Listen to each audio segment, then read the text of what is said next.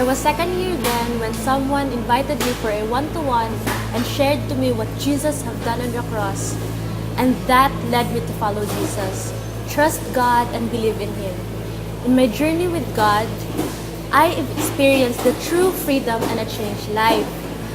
When I started one-to-one, at some point, I feel intimidated or some questions popped out in my mind. Kaya ba kada ko ni? Or paunsa na ako i-start? Or makasagot pa sila? But you know what?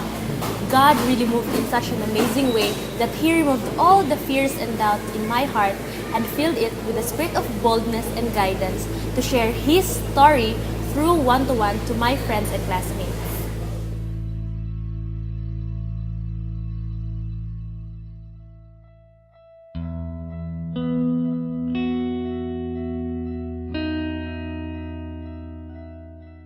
My parents are Christians when I was born, but I came to know Jesus. I grew up serving Him. But then, abi na ako ma-save na ko tungod atong ako ang pag-serve sa Yaha. But as I attended several services in Victory Dipolo, na-enlight ko that as being a Christian, we also share what the Lord done in our lives through doing one-to-one in my friends' lives. Jesus died for us, and the least that I can do is to honor Him and worship Him and make disciples. It makes me more passionate to share His goodness and faithfulness to us.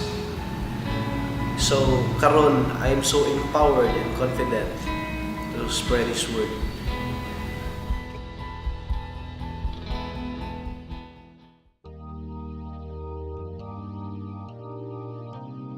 Before I became a Christian, I'd been to places already around the Philippines. So when I became a born again, the very first words of God were in Acts 1:8. And I interpreted that loosely like, okay God, I've been to places already, now what? But God gave me a fresh start and that all things work together for good and has a purpose. Because He said there that you'll be my witness to Jerusalem, Judea, Samaria, and to the ends of the earth. And now I'm back in the Philippines, together with my husband and a son. We're very grateful because God has given us another set of gifts of people in a package called Life Group. It's just so good that being new in marriage that you get to learn from new couples also. And we're very fortunate because these people are accountable and responsible of us. They love and serve us in so many ways. And as we learn to open up ourselves to them, we see also how God rewards. Kaya nga nakaka-addict ang life group because of the great goodness of God.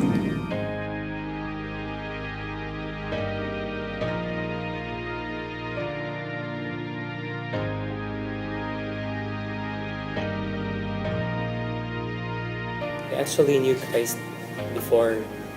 In fact, I've been to a religious organization. Tas ako ang imong youth leader.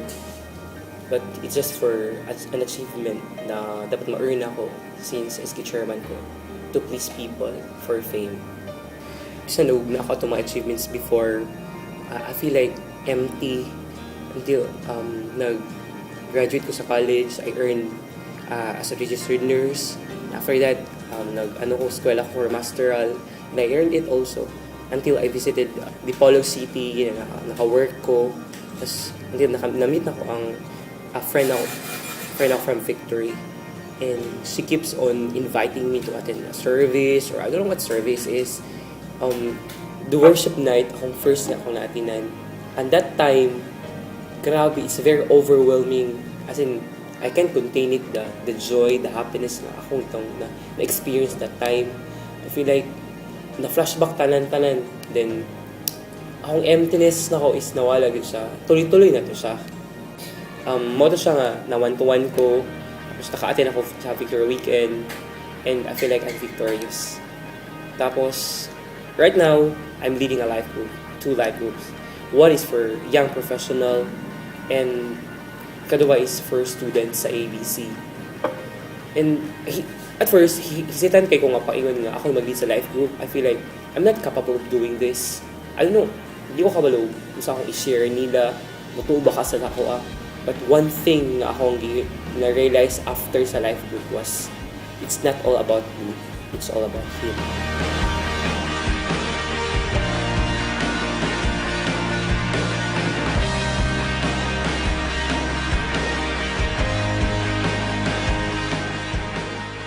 There are things that cannot be explained, and miracles too hard to put into words. But one thing is for sure, it was God who changed me in His marvelous ways.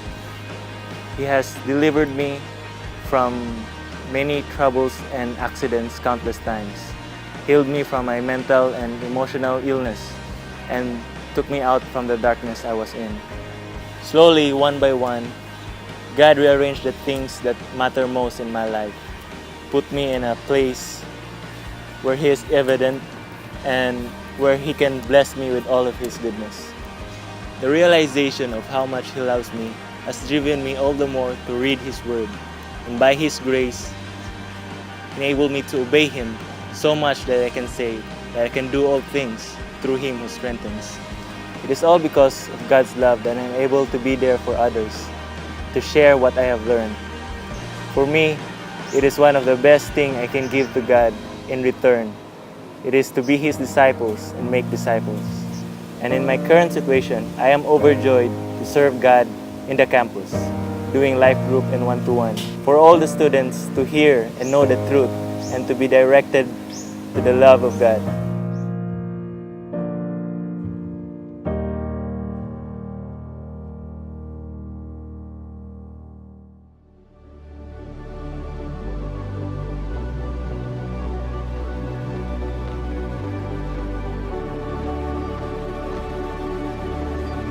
I started serving kids ministry for almost 6 years until now. It gives me the burden and all this stuff, and it gives me a heart to serve. It gives me the heart to lead a life group with the kids, because I want them to have a godly life. I want them to have a good relationship with Christ. I see great potentials in them. They can be our future pastors. They can be our future leaders in this nation, and also they can be fathers and mothers soon. And I want them to grow with Christ as individuals. And apart from that, I lead them in a life group because I want to enter their world, a very colorful one. And I want to encourage everyone to be part of it.